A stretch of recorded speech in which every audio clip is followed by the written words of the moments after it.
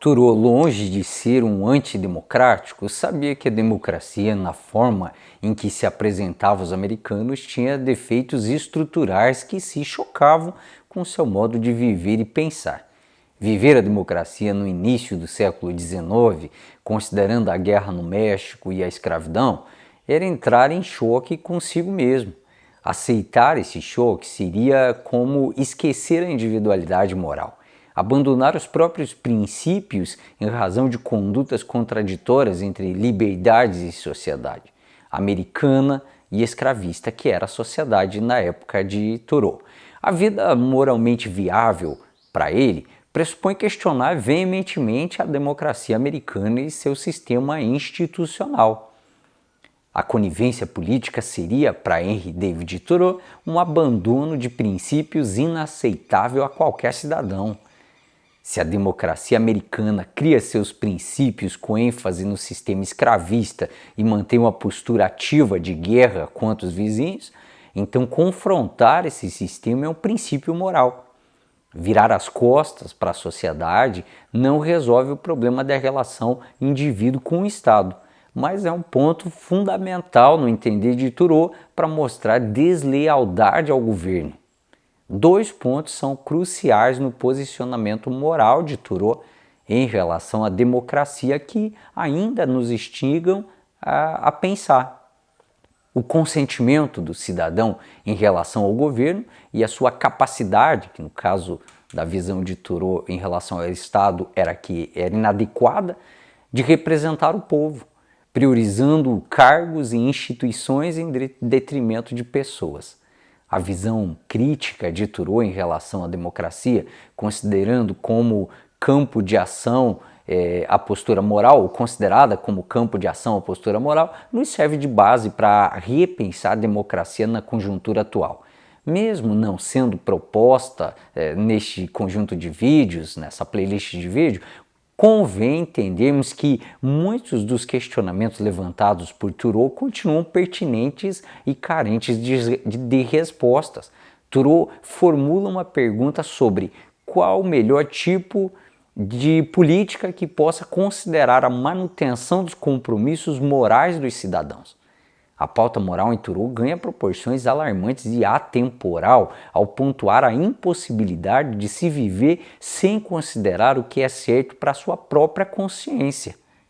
Fazer o que é certo não é uma alternativa disposta ao cidadão, mas um dever como um imperativo moral. Mesmo diante de um governo democrático, segundo Thoreau, há uma coerção de vontades. O ser humano, para o filósofo, está obrigado a abrir mão de sua consciência em prol da maioria.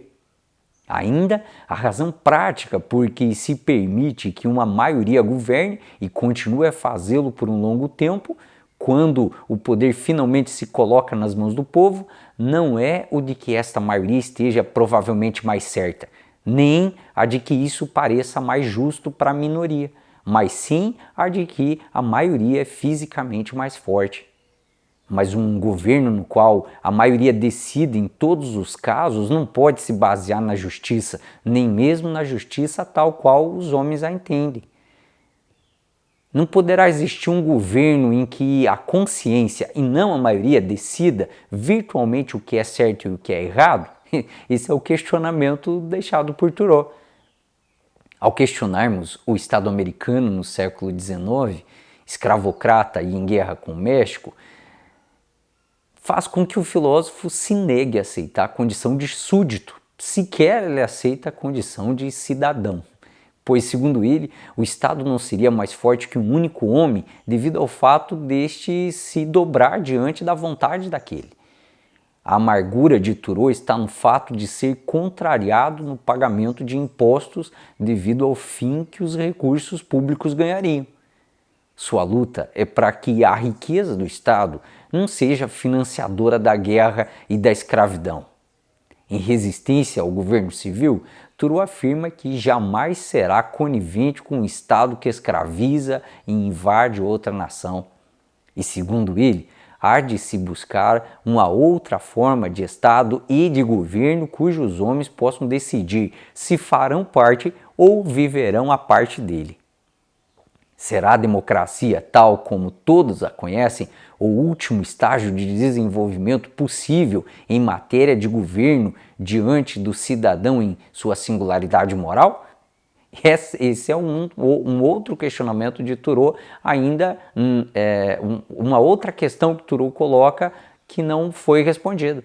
Não será possível dar um passo além no sentido do reconhecimento e da organização dos direitos do homem como uma proposta para uma nova democracia?